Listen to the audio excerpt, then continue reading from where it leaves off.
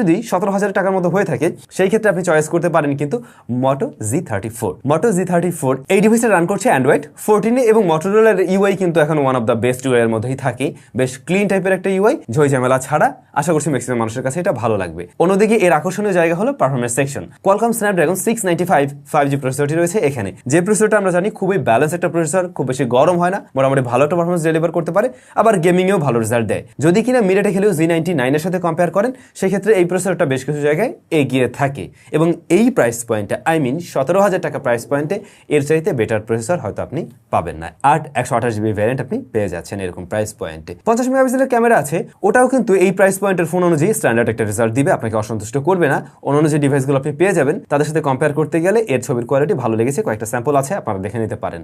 আর front facing camera 16 মেগাপিক্সেলের। আর একটা জায়গায় এগিয়ে থাকবে স্টেরিও স্পিকার নিয়ে, যে বিষয়টাও আমরা 17,000 বা 15,000 টাকা প্রাইস পয়েন্ট একটু কমেই দেখি। দেন 5000 mAh এর ব্যাটারি, 18 ওয়াটের চার্জার। ওকে, এই জায়গাটা আমরা মেনে নিচ্ছি, বাট হ্যাঁ একটা জায়গায় আপনাকে কনসিডার করতে হচ্ছে। এখন আপনি ডিসিশন নেবেন সেই জায়গাটা কনসিডার করবেন কিনা।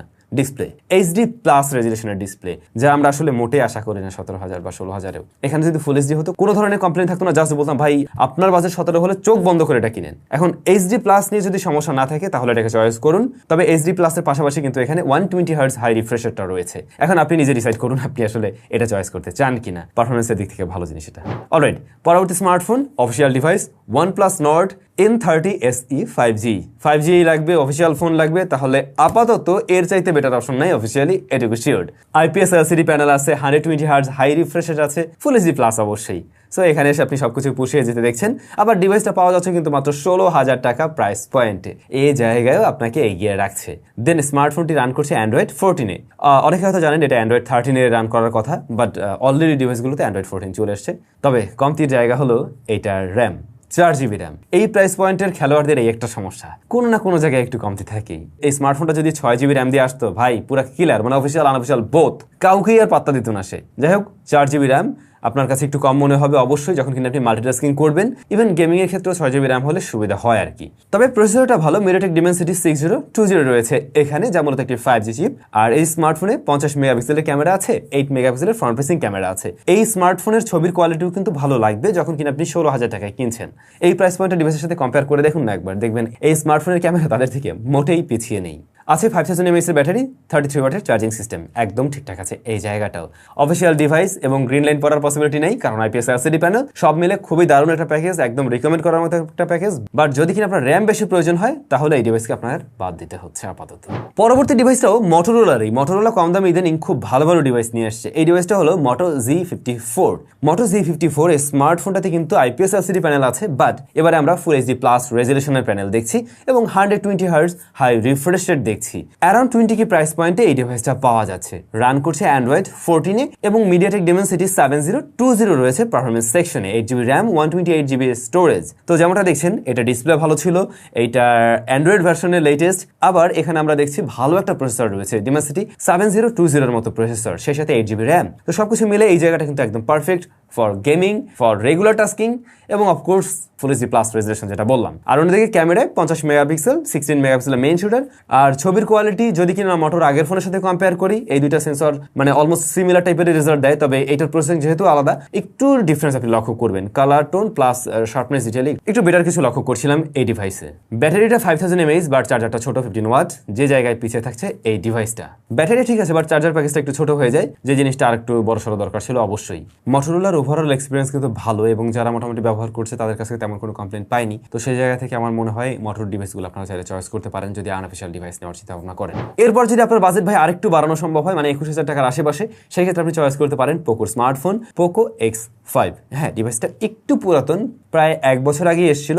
এই ডিভাইসটাকেও চাইলে চয়েস করা যেতে পারে। যাদের মূলত সুপার অ্যামোলেড প্যানেল লাগবে 120Hz হাই রিফ্রেশ রেট সহ, তারা চাইলে এটাকে দেখতে পারেন।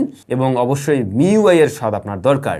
স্মার্টফোনটি যতদূর সম্ভব এখন Android 13-এ রান করার কথা, এটা Android 12 দিয়ে এসেছিল, বাট এখন 13 আসা উচিত। আর প্রসেসর হিসেবে রয়েছে Snapdragon 695। অলরেডি এই প্রসেসরটা আমরা একটু আগে আরেকটা ডিভাইসে পেয়েছিলাম, মোটর ডিভাইসে, যেটা আরো কম দামে পাওয়া যাচ্ছিল যদিও। তবে 21-22 হাজার টাকা দিয়ে কিনলেও একদমই অসন্তুষ্ট হবেন না এর পারফরমেন্স পারফরমেন্স নিয়ে। 48 মেগাপিক্সেলের ক্যামেরা আছে, 8 মেগাপিক্সেল আলট্রা ওয়াইড শুটার আছে, আর ফ্রন্ট ফেসিং ক্যামেরা 13 মেগাপিক্সেলের শুটার আছে। তো এতক্ষণ একটা ডিভাইস পেলাম যেটাতে কিনা আমরা আলট্রা ওয়াইড শুটারটা পেয়েছি। সো এটাও কিন্তু আপনার জন্য একটা চয়েস করার মতো জায়গা হতে পারে, যখন কিনা আপনার মেইন ক্যামেরার পাশাপাশি আলট্রা ওয়াইড দরকার হয়, ওই ব্যাপারটা মাথায় রাখতে পারেন। 5000 mAh এর ব্যাটারি, 33 ওয়াটের চার্জিং সিস্টেম। পোকোর এই ডিভাইসটাও কিন্তু সব দিক থেকে মোটামুটি গুছানো একটা প্যাকেজ, সব দিক থেকে চাইলে এটাকেও চয়েস করা যেতে পারে।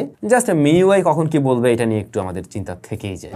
ফাইনালি 5 নাম্বারে এসে আমরা স্যামসাং লাভারদের জন্য একটা ডিভাইসকে খুঁজে পেয়েছি, গ্যালাক্সি A25। গ্যালাক্সি A25 যখন বাংলাদেশ মার্কেটে আসে প্রথম, আমি রিভিউ দিয়েছিলাম কিছুদিন আগে, তখন এটার দাম প্রায় 26-27 ছিল, বাট রাইট নাও এটা 22,999 বা 23 ঘরে পাওয়া যাচ্ছে। তো এই প্রাইস পয়েন্টে কিন্তু এটা একটা ভালো ডিল, বিশেষ করে স্যামসাং লাভারদের জন্য। যেমন এখানে আমরা সুপার আমোলেড প্যানেল দেখছি, 120 হার্টজ হাই রিফ্রেশ রয়েছে, যেটা ফুল এইচডি প্লাস রেজোলিউশনের। আবার ক্যামেরায় স্মার্টফোনে 50 মেগাপিক্সেলের main, 8 megapixel ultra wide shooter আছে, 2 মেগাপিক্সেলের আর একটা দুধা সেন্সর আছে এবং 13 মেগাপিক্সেলের ফ্রন্ট ফেসিং ক্যামেরা আছে। টু বি অনেস্ট, এখন পর্যন্ত যতগুলো স্মার্টফোন নিয়ে কথা বললাম তাদের সবগুলো চাইতে এটার ছবির কোয়ালিটি ভালো এবং এগিয়ে থাকবে সব জায়গায় মোটামুটি ছবিতে আর কি। আর এটার প্রসেসর হিসেবে রয়েছে Exynos 1280, মানে 1280 আর কি, যেটা মোটামুটি স্ট্যান্ডার্ড। এটাকে যদি স্ন্যাপড্রাগন 695 এর সাথে কম্পেয়ার করেন ডেফিনেটলি একটু পিছিয়ে থাকবে, বাট চলে, মানে কাজ চলার উপযোগী আর কি। স্মার্টফোনটি অ্যান্ড্রয়েড 14 রান করছে এবং যতদূর শুনেছিলাম এটা তোমার 3 বছরের 3টা মেজর আপডেট দেবে, এই জায়গাটাও বেশ ভালো।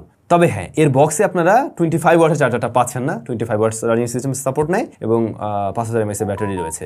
প্যাকেজটা খারাপ না, ভালো গুছানো প্যাকেজ স্যামসাং এর প্যাকেজ হিসেবে, তবে চার্জার থাকলে সুবিধা হতো। এখন এই ডিভাইসটাকেও চয়েস করা যেতে পারে, যারা স্যামসাং লাভার রয়েছেন বা স্যামসাং এর একটা ডিভাইস কিনতে চাচ্ছেন তাদের জন্য এটাকে রেকমেন্ড করা হলো। এর বাইরেও বেশ কিছু ডিভাইস আছে আমি জানি, যেমন রিয়েলমি 10 সিরিজের ডিভাইস আপনারা পেয়ে যাবেন 20K প্রাইস পয়েন্টে, যার 8GB ভ্যারিয়েন্টটা পাওয়া যায়, চাইলে ওটাকে চয়েস করতে পারেন। ওটার ডিসপ্লেটাও সুপার আমোলেড, তারপরে মোটামুটি স্ট্যান্ডার্ড প্রসেসর আছে। অফিসিয়াল যদি নিতে চান তাহলে আপনি ZTE এর নুবিয়া নিও যে ডিভাইসটা, এটাকে চয়েস করতে পারেন। ডিজাইনটা খুবই সুন্দর, তবে কনসিডার করতে হচ্ছে ইউ শেপ বা ওয়াটার ড্রপ নচ, এটা বোধহয় আছে ওই ডিভাইসে। জাস্ট এইটুকু বাদে ওই ডিভাইসটাও ভালো। ইউনিএসএসির প্রসেসর থাকলেও ওই প্রসেসরটা কিন্তু ভালো প্রসেসর ছিল, গেমিং এর জন্য ভালো ডিভাইস ওটাও। অফিসিয়াল হিসেবে আপনি ওটাকে চয়েস করতে পারেন। অন্যদিকে রেডমি নোট 13 5G ডিভাইসটাও পাওয়া যায় এরকম প্রাইস পয়েন্টে, এটাকেও দেখতে পারেন চাইলে। তবে এর আগে যে ডিভাইসগুলো নিয়ে আমি কথা বললাম, ওই ডিভাইসগুলো আমার মনে হয়েছে এদের থেকেও বেশ কিছু জায়গায় কিছু কিছু এগিয়ে আছে, আপনারা চাইলে ওগুলোকেও দেখতে পারেন। যেমন রেডমি নোট 13, এইটা কিন্তু মোটামুটি স্যামসাং A25 এর প্রাইস সেগমেন্টে পাওয়া যাচ্ছে, বাট আমার মনে হয় স্যামসাংটা এখানে এগিয়ে থাকে, এই জন্য আমি ওটাকে নিয়েই আলোচনা করলাম আর কি।